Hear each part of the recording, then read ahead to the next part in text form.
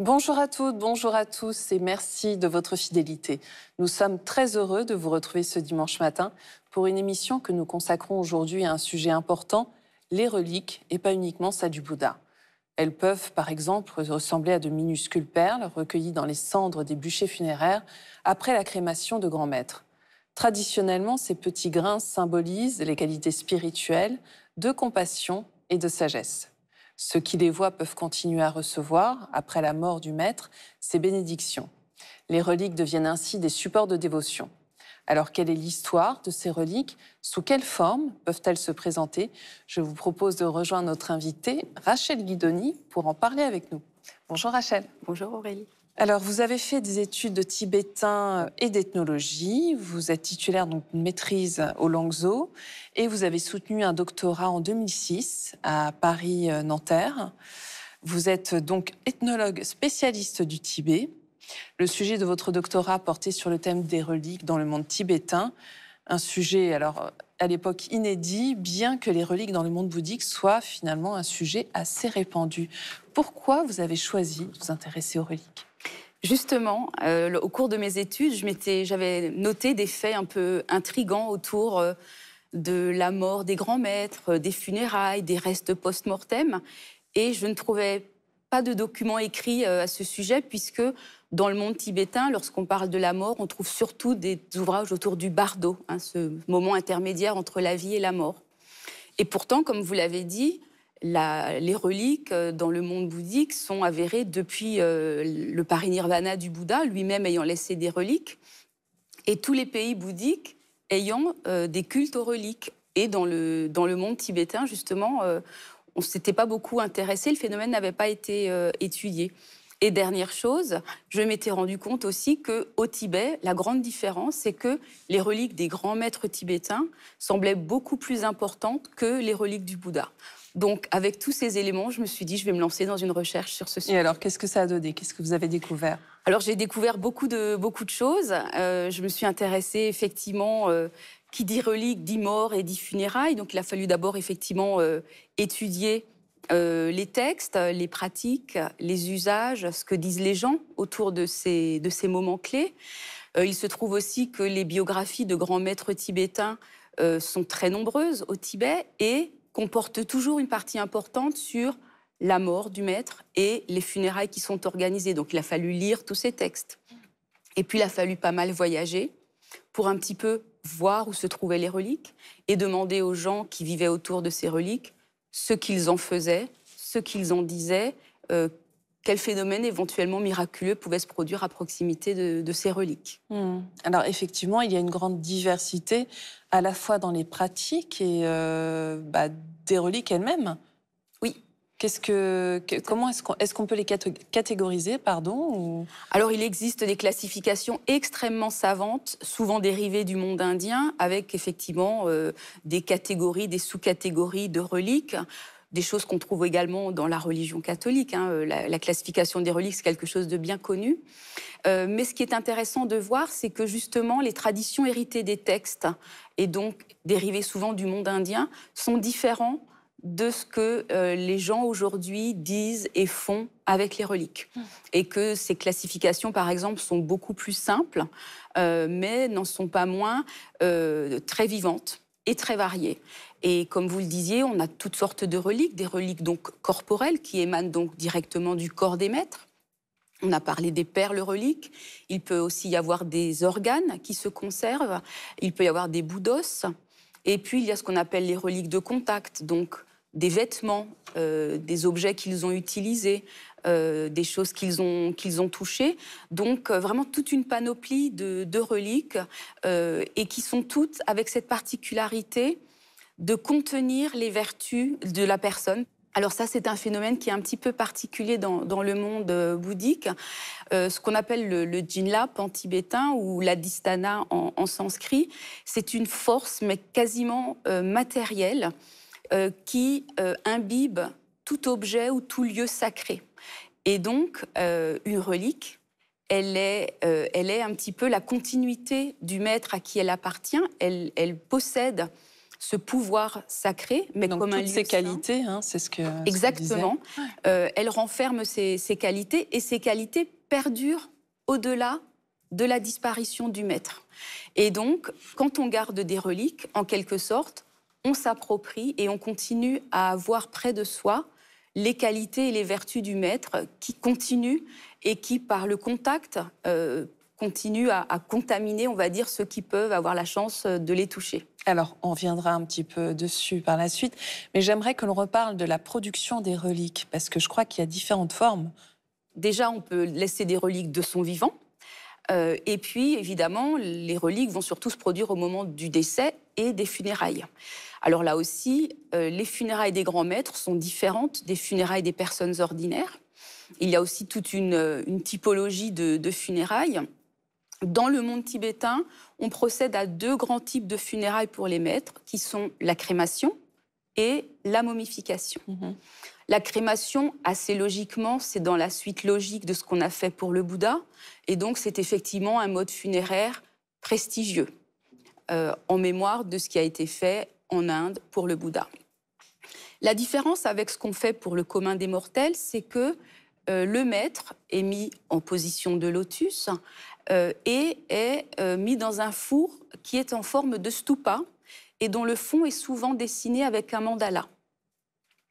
Et après la crémation, on va laisser ce stupa fermé pendant plusieurs jours. Et on dit que ces jours sont nécessaires à la formation des reliques. Ça peut aller jusqu'à 1 semaine. Et il y a des petites anecdotes qui racontent justement que si on y va trop tôt, il n'y a encore pas assez de reliques. Donc, à l'ouverture, il faut faire attention. Hein. Voilà. À l'ouverture du stupa, on va découvrir, on va aller observer les reliques, on va les lister et on va les conserver de façon très précieuse puisque une relique est aussi précieuse que le maître. Et on le verra tout à l'heure peut-être, les usages, c'est qu'effectivement, on va pouvoir consacrer un stupa, les mettre dans une statue ou les offrir aux disciples. Alors, qu'en est-il de la momification? Alors, la momification, c'est un procédé beaucoup plus rare. Oui, et qui est en train de se perdre de plus en plus, je crois. Voilà, qui est de moins en moins pratiqué, mais quand même qu'on pratiquait pour des très hauts dignitaires, par exemple les Panchen Lama, les Dalai Lama et certains hiérarques de l'école Sakyapa. Alors, dans ce cas-là, la momification était surtout faite au moyen de sel. C'est ce qu'on appelle la momification par dessiccation. Donc, le corps était en quelque sorte mis dans un très grand contenant avec des sels jusqu'à ce que le corps soit complètement sec. Le corps toujours en position de lotus. Et quand le corps est parfaitement sec, on s'en rend compte puisqu'on a changé les sels régulièrement. Et au bout d'un moment, les sels ne sont plus humides. Et donc là, on va sortir le corps. Parfois, on va reconstituer le volume puisqu'il a perdu beaucoup de volume. On va dorer le corps, on va l'habiller et on va l'enchasser dans un stupa, toujours en position de lotus. Parfois, on va lui dorer le visage et parfois le corps. Et certains de ces corps conservés sont visibles parce qu'au niveau du visage, le stupa a une petite ouverture avec un miroir ou une petite grille qui permet de voir le maître en méditation. Et là aussi, l'idée, c'est que, au-delà de la mort, le maître est toujours présent et le maître continue à donner sa bénédiction à tous ceux qui viennent lui rendre visite. C'est la question que j'allais vous poser. En fait, tout à chacun, on peut aller voir ce maître dans ce stupa? Tout à fait. Oui. L'accès à ces corps ou l'accès à ces reliques n'est pas limité. Par contre, souvent, on les laisse à l'abri de la lumière parce qu'on dit que la lumière peut porter préjudice aux reliques. Elles aiment être dans des endroits sombres et plutôt fermés. Mais dans la mesure où on a conservé ces reliques précisément pour qu'elles puissent continuer à diffuser leur bénédiction et à servir les disciples, il est tout à fait entendu que les disciples ont un accès tout à fait aisé à venir voir des reliques ou à savoir que les reliques sont enchâssées ou à venir voir effectivement la dépouille d'un maître qui a été comme ça conservé. Alors vous avez commencé à l'évoquer tout à l'heure. Quel est l'usage de ces reliques? Qu'est-ce qu'on peut faire? Partant du principe donc, que vénérer une relique, c'est vénérer un saint, et que dans le bouddhisme, il y a vraiment une totale égalité entre les deux, l'idée c'est qu'en rendant hommage aux reliques, on peut suivre le modèle du maître et donc suivre aussi son chemin vers la libération. Donc c'est vraiment ça le plus important. La relique est une sorte de support de méditation, de support de bénédiction qui va aider le disciple dans sa voie sur le chemin donc pour la libération. Et puis de façon un petit peu concomitante, finalement, puisque ces reliques ont ce pouvoir de bénédiction, ce pouvoir sacré, elles vont aussi protéger contre toutes les choses négatives. Elles vont aussi vous protéger des maladies, vous protéger des ennemis. Elles vont donc servir un petit peu de médicaments, de talismans. Voilà tous les usages qu'elles peuvent avoir. Et elles sont surtout un guide, un objet qu'on garde sur soi pour se rappeler que par ses qualités, le chemin, la voie de la libération est possible et que en s'en inspirant, ça peut nous aider aussi sur cette voie-là. Alors, vous l'avez évoqué, c'est vrai que ça nous rappelle aussi les reliques du catholicisme. Tout à fait. Je pense que les religions catholiques et bouddhiques sont celles qui ont le plus investi le culte des reliques. Alors, dans la religion catholique, il y a d'abord eu les martyrs et les saints qui ont été l'objet d'un culte. Et les choses se sont ensuite organisée de façon tout à fait complexe, puisqu'il y a même un bureau aujourd'hui en charge de la reconnaissance et des usages autour des reliques. Et dans le monde bouddhique aussi, je l'ai dit au début, tous les pays bouddhiques ont des reliques, plutôt du Bouddha, au Tibet, effectivement, avec les maîtres aussi. La grande différence, c'est que dans la religion catholique, ce ne sont pas les reliques en elles-mêmes elles n'ont pas elles-mêmes un pouvoir. Elles ne sont que des objets qui sont un peu des intercesseurs entre le pouvoir divin et le disciple. C'est moins direct. Voilà, alors que dans le monde bouddhique et tibétain en particulier, les reliques elles-mêmes possèdent ce pouvoir sacré. Alors on ne peut pas terminer cette émission sans évoquer les reliques du Bouddha, qui sont actuellement en France pour 111 ans. Alors cette tradition va dans la droite lignée de ce qui se fait, c'est-à-dire que les reliques, on parle de circulation, les reliques voyagent beaucoup.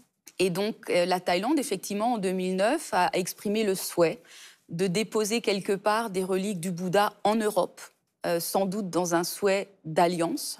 Et peut-être aussi de reconnaissance aussi pour le fait que le bouddhisme s'implante en Occident. Et aujourd'hui, quiconque veut peut aller les voir ou aussi alors, précisons qu'elle se trouve à la Grande Pagode du Bois de Vincennes. C'est ça. Et donc accessible à tous. Accessible à tous. Et effectivement, c'est un objet de dévotion. C'est un lieu qui peut être inspirant pour les personnes qui en auraient besoin. Donc justement, c'est pour permettre à tous ceux qui le souhaitent d'aller méditer, prier autour de cette relique. Merci infiniment, Rachel. Avec plaisir. Voici quelques ouvrages pour poursuivre ce voyage avec les reliques, avec tout d'abord Un demi-siècle en Himalaya de Mathieu Ricard aux éditions de La Martinière. Un demi-siècle dans l'Himalaya retrace à travers le texte et des images le parcours personnel de Mathieu Ricard, une vie dédiée au monde himalayen, à la spiritualité, au peuple tibétain et à sa culture. Bouddha, la légende dorée, sous la direction de Thierry Zéphyr aux éditions Liénard. L'ouvrage se propose de mettre en exergue la richesse des traditions iconographiques et stylistiques, se rapportant à la représentation de la vie exemplaire et édifiante du fondateur du bouddhisme. Et enfin, Himalaya, Népal, Ermitage en pays Sherpa de Yann Royo, Van de Villers et Jigme Trinley Gyatso aux éditions L'Astronome.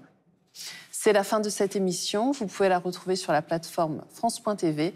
Nous vous souhaitons un très beau dimanche. À la semaine prochaine.